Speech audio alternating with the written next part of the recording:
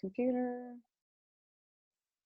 Hi, everybody. I am Melanie Meehan. I'm one of the co-authors here at Two Writing Teachers, and I am on a Zoom meeting with my friend Claire Landrigan, who many of you know from Slice of Life and her website. Um, what we're trying to do is really think about how we can create a page and a space for all of us to continue learning during sort of really uncharted territory. We don't really know what that page is going to look like, but we're going to do our best at figuring that out as we all navigate. Um, Claire and I were debating how we were going to introduce ourselves, and she's sitting there ready to drink a cup of coffee as soon as I say, Claire, you go ahead, say a few words, but hopefully she's ready. Go ahead, Claire. Yeah, and I think we've been talking virtually over the last few days.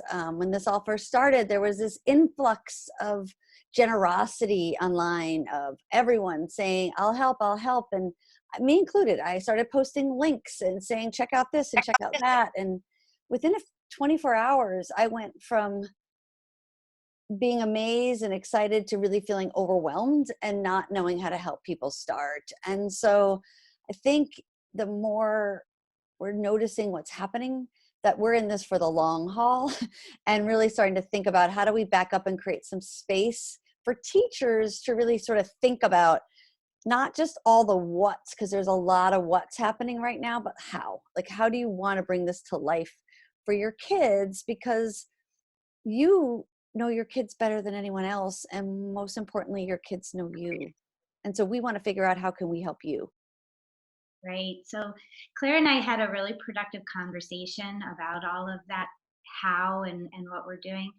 And we really boiled down the conditions for learning to three major things. And so when we think about that, we really want to support you as you think about the time that that students need to really learn and that we all need, right? Like we all need that time. And we're also kind of thinking about it and thinking in terms of agency and how we make decisions for ourselves, and then interaction, like how are we going to manage that interaction. So um, I don't know. It was a conversation where we were throwing out a whole lot of ideas about conditions of learning and thinking, how are we going to do this? How will it all work? What how do you manage and organize this whole plethora and overwhelming response that we're getting from authors and resources and publishers and all of that? Like what does it really boil down to? I don't We know, think Claire, it you want to? boils, I think we think it boils down to teachers, right? And teachers knowing their students. So, as we began to think about it, we felt like first we needed to get to know you, right? And what you needed. And we think you need to do the same thing, right? Take some space and some time this week to reach out to your students and your families, find out, what's happening for them, let them hear from you, however that may be. And for you to take a step back and think about where you were when this all happened and what do you think are the next best steps? How do you want to guide families to which authors, which virtual resources would do you recommend for them to look at? Do you want to look at with them?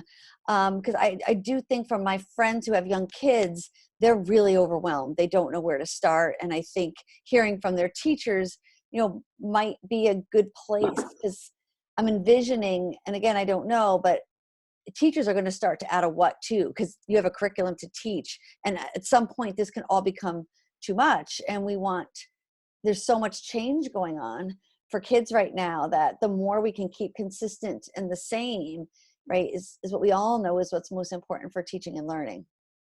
Right, like setting up the stability. We were kind of thinking about it with the lens of like the first 6 weeks of school. And there's so much that's written about the first 6 weeks of school and setting up the routines and the systems and the structures that really allow for learning to happen. And it's almost like we're back in that Right. situation of like how do we set up the systems and structures that are really going to facilitate engagement and interaction and give kids the love of learning that we want them to have. And you as teachers have set all of that up and they're looking to you, and we're just kind of trying to figure out ways to support you to keep that going.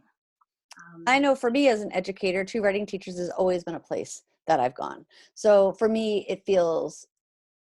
it has a conditions of learning, right? It's a place I know the time, I know where I can get it, I know it's there, it's always there for me. It's an interaction I've had over time, and I have agency there, and I know the systems and structures and how it works. So it felt to me that this was a good platform for teachers who know that like this group of people and what they've been doing all along speaks to your voice, and you have agency over how you teach, and this might be a good place for all of us to start to navigate this together. And as Melanie says, we don't really know what it's going to be, but you probably don't know what yours is going to look like either. So we kind of want to be in this with you and be responsive in a space that's already predictable and consistent for us as educators, because I think this platform has already been really clear about who they are and what they believe. And so anyone who's coming here, I think we have that common, right, vision. I think Melanie, you were saying vision before, right? There already is a common vision in this platform. I don't know if platform's the right So word, but I mean, the common vision is that we um, get kids writing and writing well, and support their writing lives and support teachers in developing their writing lives. And we're just going to be navigating how to do that best or as well as we can in a really changing platform. So I think that what Claire and I are going to be working on doing is keeping this page going, setting things up, setting up perhaps outside pages or resources, whether those be Padlets of information or Zoom meetings or I don't know Google Documents. What else are we thinking, Claire? Like just other resources for you to come to that lead to best practices or as good as practices can be in teaching kids to write. yeah. I think figuring out what we can take off your plate so that you can be there for your students and your families, because that's what I think is most important. I think it's what they need right now.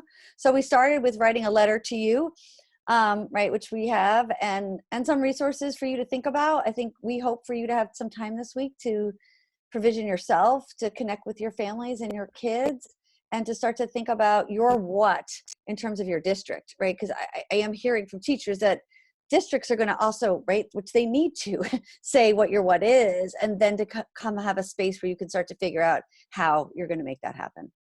So that's what we'll be doing. We've shared our contacts. While this isn't going to be an interactive place in terms of you leaving comments, we have shared our contact information, and you can reach out to us that way and ask us questions, give us suggestions, and we will navigate this together and um, look forward to looking back, but also just do the best we can in the spirit of big time learning. Exactly. All right. Well, we'll see you soon.